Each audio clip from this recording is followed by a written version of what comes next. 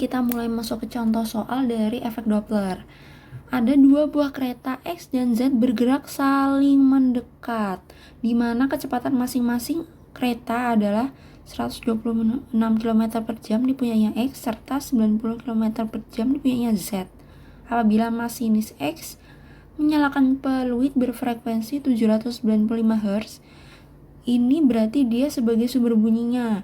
Sedangkan perambatan bunyi di udara adalah 300 meter per second, maka tentukanlah FP masinis Z. Jadi di sini X itu sebagai sumber, Z-nya sebagai pendengar. Dan mereka saling mendekat. Oke, kita tinjau dulu pergerakannya ya. Sumbernya X, kemudian pendengarnya ini adalah Z. Mereka ini sama-sama mendekat. Ingat, kalau tadi sama-sama mendekat, ketika sumbernya ini mendekat, maka dia bernilai negatif. Tapi kalau pendengarnya yang mendekat, maka kecepatannya bernilai positif. Sekarang kita tinjau apa saja yang diketahui ya.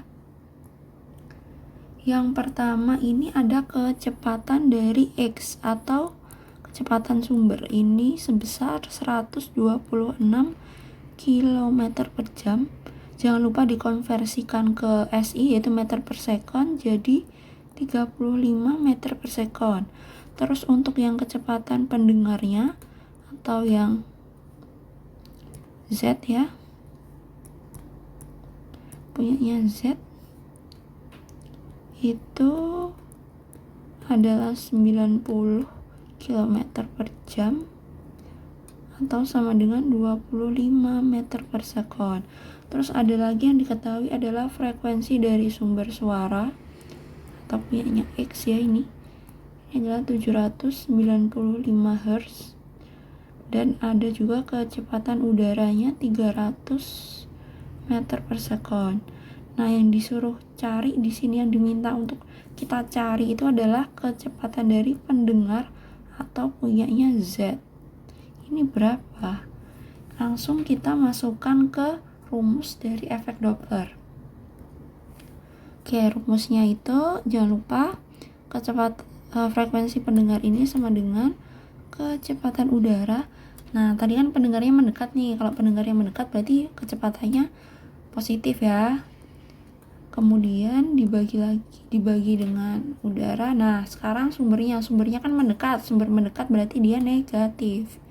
Dikali dengan frekuensi sumber. Sekarang kita masukkan nilainya. Untuk kecepatan udara tadi 300 meter per second ditambah dengan kecepatan dari pendengar itu 25 dibagi 300 dikurangi untuk yang sumbernya 35 dikali dengan frekuensi sumbernya 795 Hz. Oke, kita masukkan 325 dibagi dengan 265 dikali dengan 795 Hz. Oke, kita coret ini dapatnya 3 ya. Habis itu dikali sama 3, 325 kali 3 menghasilkan 975 Hz.